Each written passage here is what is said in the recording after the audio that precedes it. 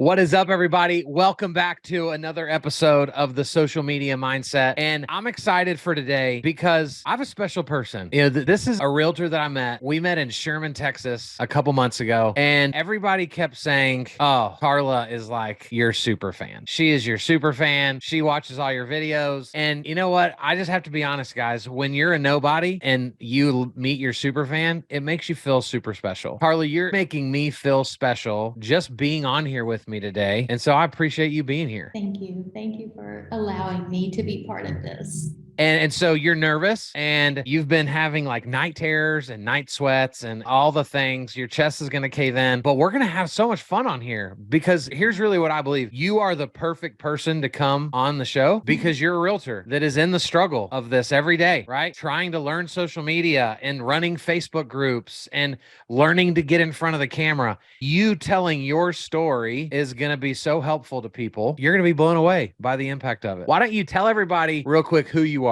Well, I'm Karla Davis, and I am a fairly new real estate agent, almost 3 years. Yeah. And but mostly, I'm just I'm that person who's a friend to a lot of people. I'm just that low key friend, low key host. I don't make a big deal of things. Yeah. I normally the best thing about being around me is that you can be relaxed, you can be yourself, and we can just visit about things. So what's most important is that, right, based on what you just said, that should be evident in your content, right? If you're doing your content right, you should come across in your content as trustworthy, easygoing, right? That is the goal so that people experience us in person the same way they experience us online. Yes. And so we're going to talk through some of that today.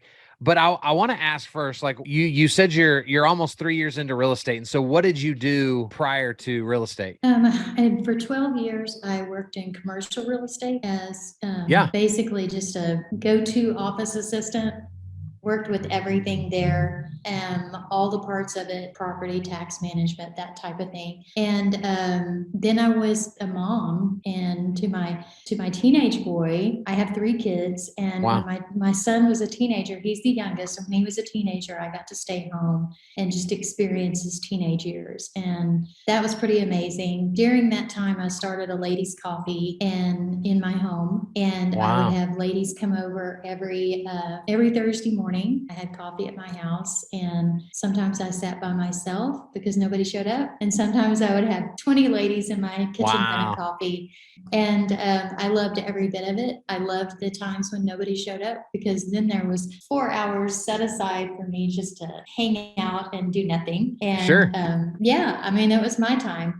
And then at the other times, I enjoyed having the women around, and we just had some relaxed visitation, and we didn't have like any agenda to do anything. And so that's been like, that was so great just to hang out and talk to people, allow them a space to just talk with me. And I didn't have real estate as, something I wanted to bring up with people. It was just more of, if anything else, I always loved it when it ended up in prayer or in a Bible talk. It was never a Bible study, but that was how it ended up. And so now I've kind of started that again with Ladies of Texoma. We have a no agenda coffee on Thursday mornings, and it's the same thing. Just show up and be heard, be encouraged, be supported. And so that's what we do. So here's what I want you to do moving forward. If maybe you already are doing this, but if you're not, I love the way this is taken on, right? You just show up, be yourself, enjoy each other's company. There is no agenda. There are no ulterior motives. There's not going to be a 5-minute pitch at the beginning or the end. No. This needs to be the persona that you take on in your videos. So think about if a lot of the time that you do videos, wherever you're sitting during those coffees,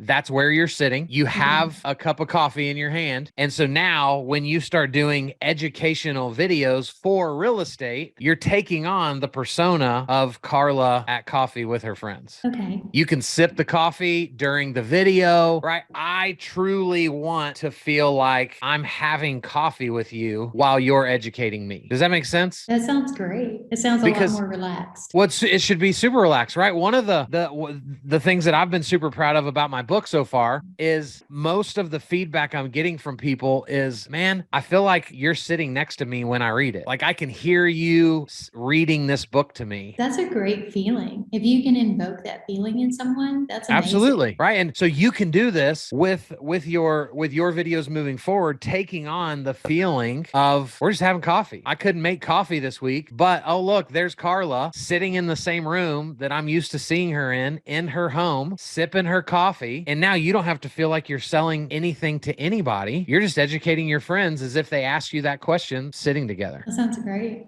That's you doable, make it sound isn't it? so easy. It can be, because you've probably done how many videos do you think you've done so far in your time on social? Probably 30 or 40. That's so good. They're not great. Well, that's great takes on different meanings, and we all have different, perspectives. I was watching one of your videos right before we started. I thought it was awesome. I saw which one you watched because you liked it, and that I did. was awful. I liked it and commented on it, and it was great. It was so good. So talk to me about like what have been your biggest struggles with doing video better or more consistently? A lot of it is I won't get on unless I feel like I look okay. Yeah. And that's a big struggle. And like I changed clothes twice today. And prepping for this? Yes. That's hilarious. And it's sometimes I don't know if I have anything to say. Okay. It's not like, well, it is. It's I don't have anything to say. Now, do you when you have coffees at your house and a bunch of women come over, do you struggle with what to say when y'all are hanging out? No. No, I struggle to keep my mouth shut. Right. Isn't that interesting that we don't struggle with what to say when an actual human being is in front of us, but put us alone in a room with a camera and all of a sudden we act like we don't even know how English works? Well, I'm honestly afraid that they're gonna start watching the video and go, oh, she's just droning on, and just turn it off. And that could be true, but the only way to learn to be to talk less is to practice talking. Right. And so one of the big things that we talk about inside of my company is like, we can't fix what we're not doing. True. So if you're an over talker, which guess what? So am I. I remember my early days of pastoring where I'd get home and my wife would go, it was good, but like you just told too many stories, or you just beat that joke into the ground, or, you should have had 3 points, but you gave 5 points. And so it took me years of communicating to learn to pull back on what I say, to realize when I'm using filler language and when I'm using intentional language. And the only tip I can give people is you don't know how to get better until you've sucked first. I hate the suck. I know. I mean, nobody does, right? No, that's not enjoyable to anybody. But most of your competition is out there right now, refusing to even try it because they're not willing to look stupid first. Exactly. And so you're already winning. The fact that you've done 30 to 40 videos, it's unbelievable because you're so much further ahead than most people. Maybe I'm just not afraid to look stupid.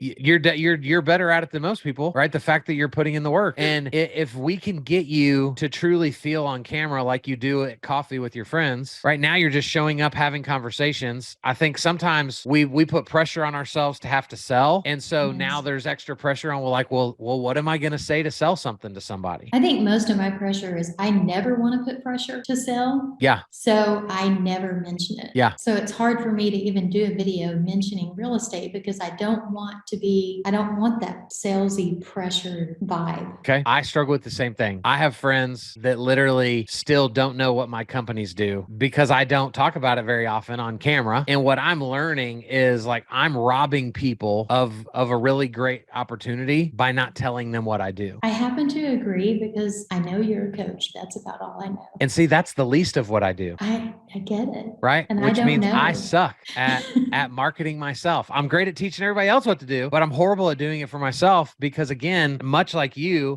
I feel so icky the moment you go, oh, this is why Kyle's being nice to me because he just wants me to, give him money. Exactly. But we got to get over this. That's why we're on here today, right? So that you and I can work through this struggle together. I like that. And so what I want to see you do, right? And I think we talked about this this in the class that you and I met in person at, right? Is there's 2 questions that should always give us content, and none of it ever has to feel salesy to anybody. And the 2 questions are, right, what do I get asked the most about blank? So for you, you're going to put real estate. For me, I would put, being better at social media, content. And so if you just started making a list of what are all the different questions I've ever been asked about real estate, and now you're using that list to create all of your future content. Okay, that makes And all sense. you're doing is answering questions. Right. You're not selling anything. So your video could look something like, guys, I was on a podcast today with one of my favorite people, Kyle Draper. If you don't know Kyle, you need to go meet him. That's totally true. But we talked about, and then you establish what we talked about, right? So in a minute, we're going to talk about your Facebook group. And so why aren't you using videos to teach your other girlfriends how to start their own Facebook groups? What a value add that is.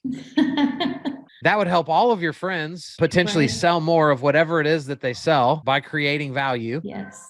And so now you're creating these videos from the perspective of, I'm just telling the story, and now nobody feels sold to. I like that. So with this, I want to take a moment. Tell me about the Facebook group that you started. Well, I started Ladies of Texoma probably 5 years ago. Okay. And I really wasn't trying to duplicate my ladies' coffee that I had done before at home. Okay. I was really trying to just make a space on Facebook that was not a garage sale site, that was not anything where you were selling anything, where it was just women coming together and, discussing something around the community or whatever that was going on with them. Yeah. And it just flopped. I mean, I would put on there, hey, let's meet for lunch. And I would go and sit in a restaurant by myself. And so it just kind of died. I had some more people come on and they would advertise their products on there, but it just didn't go anywhere until I started the No Agenda Coffee. And I put an event on there. I said, hey, let's meet for No Agenda Coffee. And we're not going to talk about anything that's planned. We're not planning anything. We're just going to talk. And it just took off. I mean, people started showing up. People started showing up on Ladies of Texoma Facebook group. They started advertising there. They started talking there. We started having discussions there. I've had a ladies trip come out of it. We're going to plan another one. Wow. It just kind of took off. So it's just something that I'm really proud of. What would be to anybody listening that's never started a Facebook group? Obviously, you've done it the wrong way, and then you've done it the right way. What tips would you give to somebody that was looking into starting a group? I think making it genuine as you can make it. Yeah. And as helpful as you can make it, putting value on there and giving somebody something they can use, which, believe it or not, just a conversation is something somebody can use. Just offering a conversation. You know what would be a fun idea? And this could be a bad idea. I'm just making that, like, this just came to me right now. What if you made a rule that said you can only promote yourself in the group if it's on video? Oh my goodness. So then you're forcing people, right? Because you think about, like, the reason that when we met in person that you were able to hug me as if you knew me, right, was because you watched my videos. Exactly. If you'd only read my blog, we wouldn't have the same connection that we do when we watch videos. And so I would be very interested to see if you forced people to only promote themselves if it's on camera, the depth that it would just add to the group, because it'd let y'all get to know each other. That is great. God was saving that for this episode.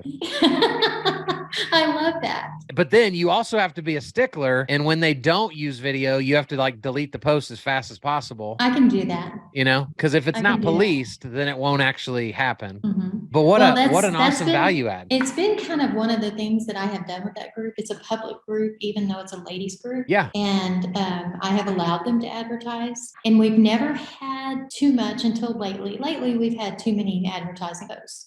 But up until lately, we haven't had too many.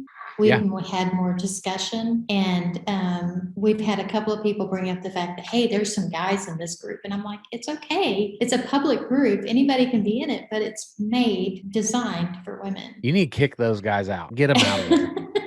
Like I didn't, you had me go look at the group this morning, and as badly as I wanted to join, I was like, I'm not a lady. I'm not a lady of Texoma. And so I'm not Men won't crashing. join it, I'm not going to right. crash their party. Because what, Carla, what you could also do is you should be using that group to interview other women-owned businesses around the Texoma area Yes, and then promote them in that group. right. I think that's a good idea too. And then you will essentially, like, you will become Mrs. Texoma, and it's going to help people know Can who I you get the are. sash? Yes. 100% you need the sash. It would be awesome. And I think, like, I love this conversation because I think we overthink the way we need to show up online. And like, Yes. you changed clothes twice today. Yes, I And did. you know, and people want to only show up when they're perfect. That's not the way we show up to coffee. That's not the way we show up when we do relationships. It's true. But for some reason, we've decided that, like, this isn't a relationship when this 100% is a relationship. Our brains don't process this Zoom call differently than if you and I were at coffee right now. Right. Your brain doesn't go, whoop, this isn't really Kyle. This is on the internet, right? This isn't real. No, your brain later today is going to continue to process that you and Kyle spent time together today. Yes. That's it. And I'm going to be screaming it from the rooftops. Well, that is weird. And, you know, I'm going to remind my wife that somebody out there thinks I'm great the next time she has something bad to say. Well, I'm just going to put it out there. I don't have a crush on Kyle Draper. I just think you're awesome. Thank you. I think you're awesome. Thanks. And I just love your willingness to try. Right? This is where people fail. And this is why I was excited for you to come on, because it's easy to just bring on people that are the so-called experts. Right. But that's not always helpful, because we look at experts and go, well, I can never be that. And so I'm so glad you're here as the person that's just refusing to quit, I love that. constantly trying new things I love that. Because to add value to people's lives. I do try new things, and I'm trying to be fearless, and I'm trying not to be nervous about it, which is so weird for me to be this nervous for this day, because I try not to be, and I love trying new things. I love seeing all the new technology that's coming out. AI does not scare me. I will kick its butt. Come on. I love it. And I didn't feel like I was an expert. And when you asked me to be on the podcast, I was like, why me? But I'm really excited, and I appreciate you doing it. Well, you can tell when people are genuine and when people have just learned, like, what to say and how to say it. And, you know, there was something different about you when we met, and I didn't know what it was, but I thought we need to get to the bottom of it on an episode together to figure out what it is. You're puffing me up. So thank you for saying yes. And I can't wait to see the Facebook groups that are created because of this conversation, because we overthink it. I'm excited to just continue to watch your video journey as you try new things and you go interview other women around your community, because I just truly believe when we set out to lift others up, it's impossible for us to not also be lifted. Oh, that's so good. That's so right. What would your final piece of advice, right? You're such a nurturer. You're such a lover of people. To anybody listening, what would be something that you would just want to say to them? To encourage and support others because they need it, and to allow yourself to be encouraged and to be supported because you need it as much as they do. So good. So good. Karla, thank you for saying yes to being on here with me. Thank you, Kyle. How do people find you on the internet? I have a Facebook, Karla G. Davis, Instagram, Karla G. Davis, TikTok, Karla G. Davis. Don't look too close on TikTok, because yes, I dance in a video, and yes, it's embarrassing as all get out. Oh my gosh. And that's pretty much, I mean, I'm in LinkedIn too, but I don't even remember my login for LinkedIn. No, it doesn't really matter. You're fine where you are. So I'm gonna go find that dancing video today. Oh my gosh. I've lost weight since then, so. Congratulations. Thank you. That's awesome. That feels good. Well, you're awesome. I can't wait to see you soon. I can't wait for people to get to hear this episode. Me too. Thank you. Thank you. Thank you. Thank you, Kyle. I appreciate you. Guys, thanks for listening. If you want the opportunity to come on the show, all you got to do is ask. Karla didn't ask. I asked her, but you can ask me. There's no shame in asking. Thank you for listening. We'll be back next week with another cool person with an even cooler story. See ya.